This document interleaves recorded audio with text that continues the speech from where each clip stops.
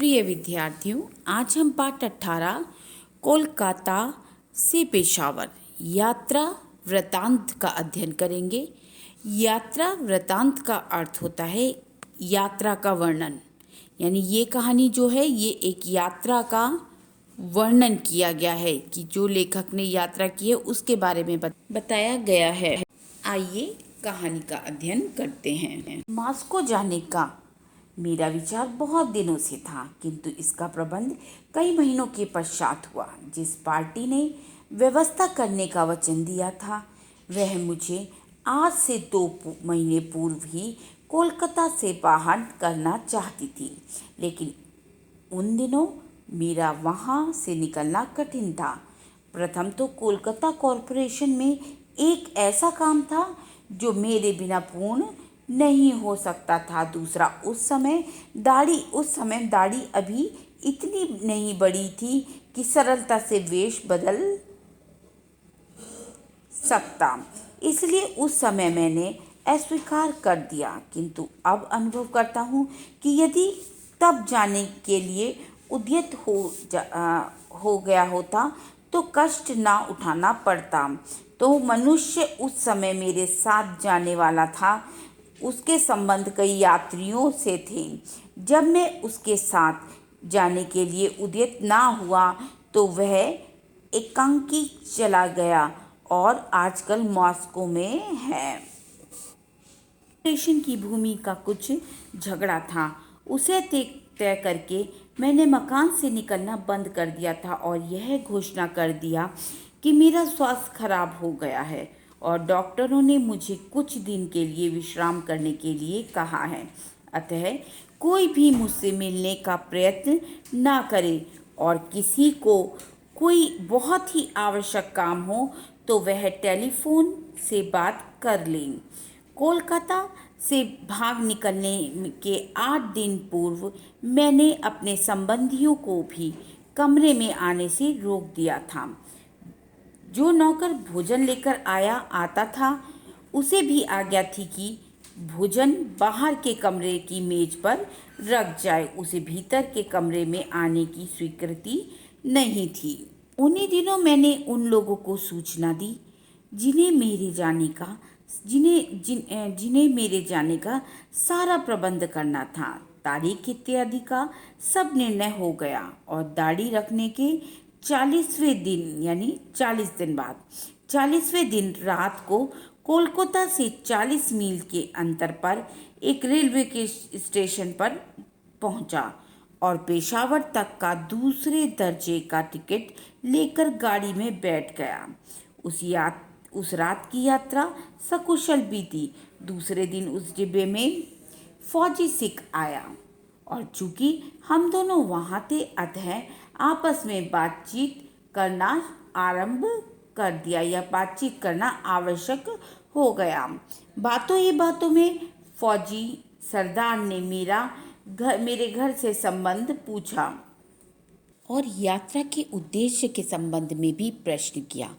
मैंने उसे बताया कि मेरा नाम जियासुद्दीन है, लखनऊ का निवासी हूँ तथा बीमा कंपनी का ऑर्गेनाइज़र हूँ और दौरे के लिए रावलपिंडी जा रहा हूँ। दिन की यात्रा उसके साथ ही समाप्त हुई। मार्ग में जब भी कोई बड़ा स्टेशन आता तो पढ़ने का बहाना करके मैं अखबार मुंह के सामने रख लेता ताकि कोई पहचान ना ले। उस समय मैंने तंग पजामा, पम शू, शेरवानी और तुर्की टोपी पहन रखी थी। उस वेशभूषा में और बड़ी दाढ़ी के कारण उस समय किसी का मुझे पहचानना कठिन था। ऐसा ज्ञात होता है कि उत्तर प्रदेश के किसी स्थान का मौलवी हूँ, यानी लेखक को खुद ऐसा लगता था जैसे वो मौलवी की तरह लग रहे थे। मार्ग में कोई ऐसी घटना नहीं घटी जो सुनाने के योग्य हो। 17 जनवरी की रात को मैं पेशावर पहुंचा। स्टेशन पर मोटर आई हुई थी, मोटर मतलब मोटर गाड़ी। उस पर सवार होकर हम नियत स्थान पर पहुंचे। पेशावर में मुझे 2 दिन ठहरना था, क्योंकि मेरे मित्रों को काबुल की यात्रा का प्रबंध करना था। पेशावर में मेरे होने कि किसी को कानो कान खबर ना लगी। 19 जनवरी को प्रातःकाल मुझे पठानी कपड़े दिए गए। उस वेश में मैं रहमत खान और एक मित्र के साथ मोटर में बैठकर पेशावर से चल दिया। हम तीनों के अतिरिक्त मोटर चलाने वाला एक ड्राइवर भी था। नगर से निकलकर हम उस सड़क पर हो लिए जो जमकत को जाती थी। जमकत के दुर्ग से थोड़ी दूर उधर एक सड़क दूसरी ओर जाती थी, उसी पर हम चल दिए। आखिर हम गढ़ी नाम के एक छोटे से गांव में पहुंचे, जहां हमने रात व्यतीत की। प्रातःकाल मैं रहमत खां और दो और पठानों के साथ, जिन्होंने सुरक्षा के लिए बंदूक ले ली थी, काबुल को पैदल चल पड़ा। पेशावर से जो मित्र साथ आए थे वे लौट गए। मुझे मित्र ने पहले ही समझा दिया था कि मैं अपने आप को गूंगा बहरा बना लूं और पागल के समान क्रियाएं करूं। यानी जो उनका मित्र था उनने उनको पहले ही बता दिया था कि आप गूंगे बहरे की एक्टिंग करें और साथ में पागल की तरह हरकतें करें। मार्ग में जब कभी किसी से बातचीत करने का प्रयत्न किया तो रहमत खां ने मुझे गूंगा और बहरा बनाकर मौन कर दिया।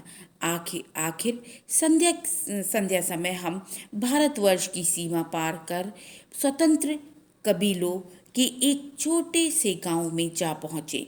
यहाँ एक प्रसिद्ध पवित्र स्थान है जिसे अड्डा शरीफ कहते हैं। यहाँ एक पीर बाबा थे जिन्होंने हमारे लिए सब प्रबंध कर रखा था।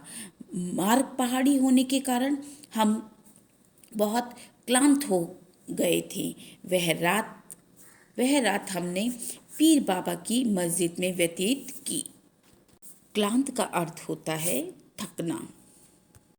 अगले दिन प्रातःकाल जब हम उठे तो क्लांति दूर नहीं हुई थी, यानी उनकी जो थकान थी वो खत्म नहीं हुई थी लेखक की, किंतु वहाँ से चलना आवश्यक था। जलपान करके हमने यात्रा प्रारंभ मतलब शुरू की। जो मनुष्य हमारी सुरक्षा के लिए गढ़ी आए थे लौट गए और 3 नए व्यक्ति बंदूकें लेकर पहले दिन साथ चले। यानी जगह जगह पर उनकी जो सिक्योरिटी थी, जो उनकी सुरक्षा कर्मी थे, वो बदलते रहे। पथ दुरूह था। दुरूह मतलब दुर्गम, कठिन, मतलब जो रास्ता था वो बहुत अधिक कठिन था। इसलिए उस दिन कम मंजिल तय की। रात को 7 बजे लालपुरा पहुँचे। वहाँ पहले से ही प्रबंध पक्का था। रात बड़ी सुविधा से कटी। हम इतने थक चुके थे कि लेटते ही नींद आ गई। लालपुरा एक छोटा सा गांव है। वहाँ काबुल नदी बहती है। जिस व्यक्ति ने हमारे लिए प्रबंध किया था वह वहाँ का एक बड़ा खान था। अफगान सरकार में उसकी बड़ी प्रतिष्ठा मतलब वो बहुत ही सम्मानित व्यक्ति था। लालपुरा में तो जैसे उसका अपना शासन था। चलते समय उसने हमें एक रुका दिया और कहा कि यदि मार्ग में कोई तंग करे तो यह रुका दिखा देना। का अर्थ है जैसे हाथ से लिखा कोई संदेश। तो जब वो कोई उनको रोकेगा या तंग करेगा तो वो रुका दिखा देंगे। वो जो उनके पास जो पत्र था वो उसको दिखा सकते हैं। इस रुके को दिखा देने पर पूरे अफगानिस्तान में कोई कष्ट नहीं हो सकता। रुका फारसी में था और उसमें लिखा था कि गयाउद्दीन और रहमत खां स्वतंत्र कबीले के निवासी हैं। मैं इन्हें भली भांति जानता हूँ। यानी ये जो रुका था ये फारसी लिपि में लिखा हुआ था, फारसी भाषा में लिखा हुआ था। और यह यात्रा वृत्तांत नेताजी सुभाष चंद्र बोस ने लिखा है। ये उस समय की यात्रा का वर्णन है जब सुभाष चंद्र बोस ब्रिटिश सरकार से बचते हुए भेष बदलकर एक स्थान से दूसरे स्थान जा रहे थे।